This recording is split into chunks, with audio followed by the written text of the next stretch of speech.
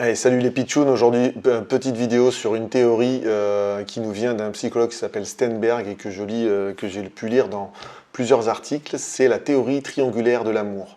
Ce psychologue en fait met l'accent sur trois critères, composantes principales pour apparemment créer une relation amoureuse parfaite et vous allez voir que en fait en prenant cette théorie vous allez assez simplement arriver à jauger, travailler pour améliorer de toujours plus votre couple et améliorer vos relations. Enfin en tout cas au vu des articles que j'ai pu lire et de la vidéo que je vous fais aujourd'hui qui est un peu l'explication de tout ça et la méthode, ça je pense, ça va vous donner une certaine vision et va vous permettre de vous poser les bonnes questions. Donc en intro, comme je le marque ici, souvent on associe un couple qui marche au sexe, à l'alchimie et à la communication qu'il peut avoir au sein du couple.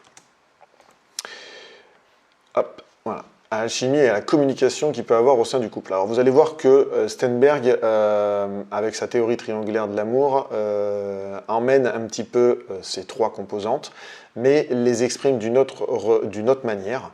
Et comme j'ai marqué en dessous, c'est un psychologue des années 86 et il propose donc une approche qui est liée aux trois composantes qui sont la passion, l'intimité et l'engagement. Donc la passion, il la définit comme l'intensité émotionnelle, l'attirance sexuelle, le désir romantique dans une relation. Donc vous voyez, ça rapproche un peu à ce qu'on parlait au feu de l'amour, le sexe quoi, et l'excitation. Elle est vue en fait comme l'attirance physique et les émotions qui animent le sexe et le désir, comme j'ai marqué. L'intimité ensuite, qui lui se rapproche de la proximité émotionnelle, confiance, communication profonde entre les partenaires, toutes ces valeurs qui en fait créent des liens entre les deux partenaires et permet cette connexion comme je le marque ici. Et enfin, nous avons le troisième critère qui est l'engagement. Alors l'engagement, c'est l'intention ou l'implication de chaque personne à maintenir la relation à long terme et de travailler ensemble pour relever les défis et on va dire que notre relation dure le plus longtemps possible. Voilà, comme c'est marqué, c'est comme j'ai marqué là, la volonté des deux partenaires de maintenir leur amour l'un ou l'une pour l'autre. D'accord ? Donc en combinant ces trois composantes, Sternberg a pu identifier plusieurs types d'amour, j'en ai listé quelques-uns, qui, vous allez voir, en fonction du manque ou d'une composante qui est plus faible, va créer un certain amour qu'il a nommé comme les suivants. C'est-à-dire que le premier, par exemple, amour passionné, forte passion évidemment, faible intimité, faible engagement. Donc il y a beaucoup de passion, pas d'engagement, pas d'intimité, souvent associé à des relations passionnelles éphémères, les coups d'un soir comme on peut appeler ça aussi. L'amour compagnon, donc forte intimité, engagement élevé, mais pas de passion. Ça c'est, on va dire, les couples malheureusement qui se transforment en colocataires, hein, ce qu'on peut appeler ça, ou même des fois, ce qu'ont pu connaître nos parents et nos grands-parents, c'est-à-dire des relations par nécessité, avec le temps, hein, c'est-à-dire qu'ils étaient peut-être amoureux, mais avec le temps, ils ont préféré rester ensemble que se séparer ou se mettre en difficulté. Donc par nécessité, on peut appeler ça l'amour par nécessité ou l'amour compagnon. Voilà. Alors après, attention, je donne les côtés négatifs, hein, mais il y a les côtés positifs, c'est-à-dire l'amour passionné, l'amour compagnon. Tous ces amours que je décris là peuvent être entretenus et travaillés au sein du couple pour que ça dure longtemps, bien évidemment. Il ne faut pas tout résumer au fatalisme et à la négativité, bien évidemment.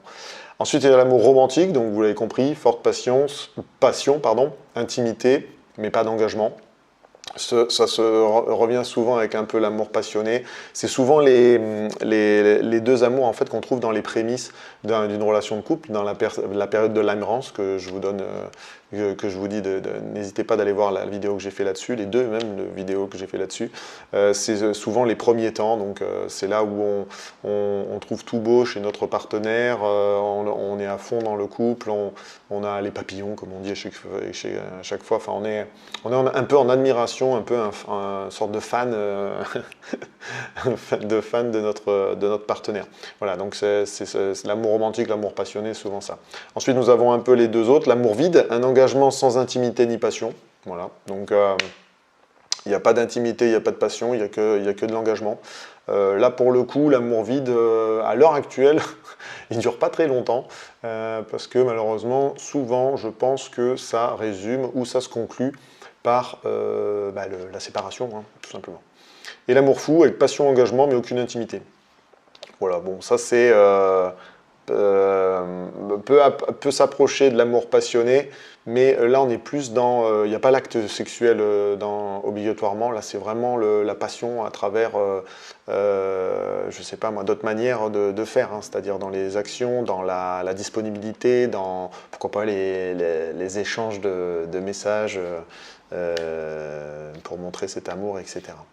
Donc vous avez vu que là, avec ça, vous avez vu, je vais revenir sur les trois composantes, c'est la passion, l'intimité et l'engagement. Vous avez vu que grâce à cette théorie triangulaire, on peut faire quand même un bon check-up de notre relation à l'instant T et surtout se poser notamment les bonnes questions en partant d'une bonne base et des trois fondamentaux pour vraiment voir où on en est dans le couple et sur lesquels on doit travailler et ne pas hésiter à communiquer avec l'autre pour avancer ensemble, pour améliorer ça, pour redonner un peu la flamme. Par exemple, si on a pour la passion, il y a la méthode des 2-2-2 qui vous permet de vous créer un petit peu, j'ai fait une vidéo là-dessus, hein, qui vous permet de créer ces moments de retrouvailles à deux, en dehors des enfants par exemple, etc.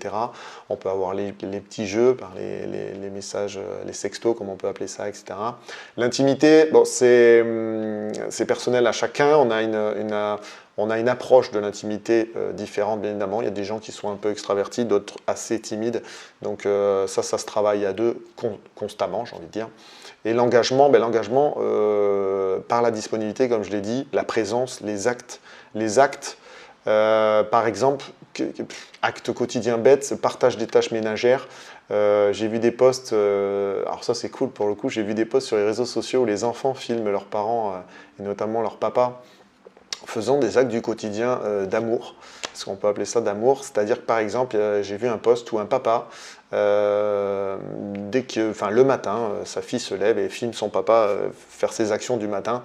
Alors il doit être à la retraite ce monsieur aussi, bon, tant mieux pour lui, mais en tout cas il a un travail qui lui permet d'être à la maison.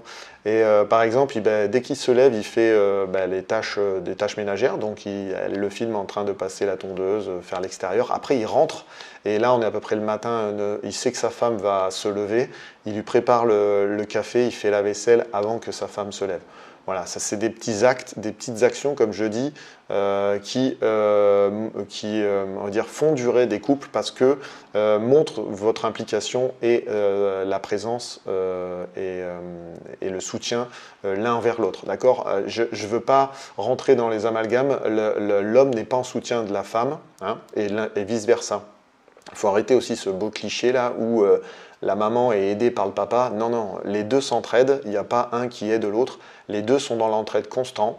Il y a des périodes où, bien évidemment, il y en a un qui va plus aider l'autre. Hein, je pense par exemple suite à une grossesse ou pendant la grossesse, bien évidemment que là, le papa va être en soutien de la maman parce qu'elle a autre chose à penser à cette période. Mais les aléas de la vie font que, il y aura des périodes comme ça où il va falloir se rendre l'appareil, comme on dit, hein, que ce soit la perte d'un être cher, le changement professionnel qui peut emmener de l'anxiété, du stress. Enfin voilà, l'engagement, il implique cette volonté d'être présent et disponible. Et quand on parle aussi d'engagement, ça peut être par l'intermédiaire de l'écoute active. On parle beaucoup d'écoute active. Qu'est-ce que c'est l'écoute active? C'est tout simplement quand vous discutez avec votre conjointe ou conjoint, on va prendre avec votre conjointe, il faut être présent. Hein, il faut être dans le temps présent, c'est-à-dire que, ce que je vois beaucoup malheureusement, quand on est au téléphone et qu'on écoute notre conjointe en même temps, alors déjà, moi je considère ça comme un manque de respect, mais en plus de ça, on ne la regarde plus et on ne lui fait pas attention. Et au fur et à mesure, ça peut créer des disputes, de la colère, de la frustration, voire même qu'elle ne vous parle plus et on rentre après dans un amour de compagnon et autres amours que j'ai expliqué un petit peu plus tôt, où là il n'y a plus d'engagement, donc on perd un des pans qui nous permet de créer une relation amoureuse parfaite. Alors parfaite, c'est un bien grand mot. Donc l'écoute active, le temps présent et écouter votre partenaire quand elle vous parle, d'accord? Essayez de l'interpréter aussi. Hein, par exemple, je vous donne un exemple qui m'est arrivé personnellement et que j'en ai discuté avec ma psy. C'est la notion de l'argent. Alors, moi, j'ai un état d'esprit, par exemple, très pragmatique, et donc l'argent, derrière, c'est des flux entrants, sortants, 0, 1. Et ma psy m'a fait découvrir une autre manière d'interpréter l'argent, c'est de l'énergie. L'énergie peut se définir sous forme d'énergie aussi. Alors attention, je ne suis pas dans l'ésotérique, je ne vais pas vous faire des trucs fumeux. C'est juste considérer les réponses des fois liées à l'argent comme de l'énergie. Par exemple, je voulais aller faire quelque chose et ma copine, durant cette situation, elle était un peu fatiguée, etc., m'a répondu de but en blanc, je peux pas, j'ai pas l'argent pour, etc., etc. Moi, pour le coup, je l'ai vécu un petit peu avec une pointe de désarroi, quoi, parce que elle gagne plus que moi, elle a une situation qui fait que cette réponse, je la trouvais pas très valable, quoi.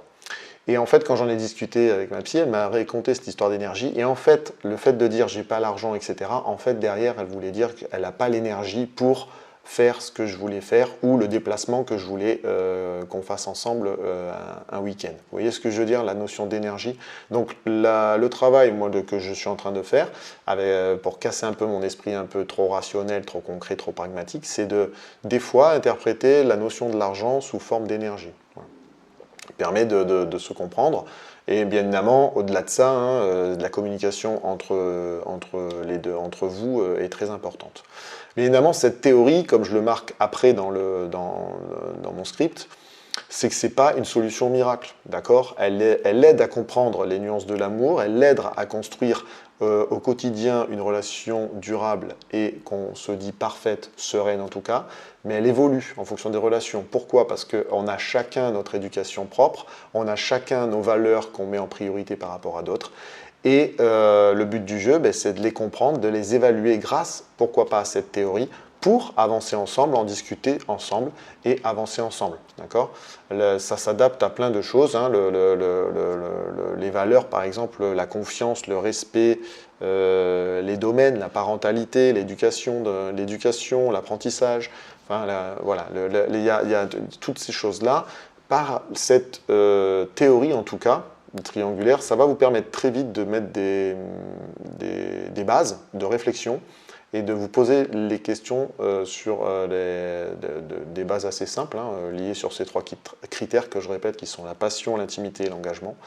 Ils vont vous permettre de discuter entre vous, surtout de voir vos différentes références, parce que l'engagement peut être, par exemple, interprété différemment, la passion aussi, et l'intimité, bien évidemment, également. Voilà, donc tout ça pour vous dire que ce n'est pas une théorie miracle, mais c'est une théorie qui, moi, je pense, au vu des articles le nombre d'articles que j'ai pu lire, et c'est pour ça notamment que je fais cette vidéo, qui, je pense, va vous permettre de vous donner une bonne vision sur votre relation de couple actuelle, et va vous permettre de faire une bonne base de réflexion et de discussion avec votre partenaire pour avancer et créer quelque chose long terme, comme j'ai appelé au début de cette vidéo, une relation parfaite et sereine. Voilà, je vous remercie de m'avoir suivi, et je vous dis à une prochaine vidéo. Et bien évidemment, petite promotion, n'hésitez pas à vous abonner, mettre des pouces bleus, mettez-moi des pouces bleus, ça permet de montrer un peu les vidéos qui vous plaisent aussi, et si vous n'avez pas le temps de mettre des commentaires, abonnez-vous à mon canal Telegram, etc. etc. Tous les liens sont bien évidemment dans la description sous cette publication.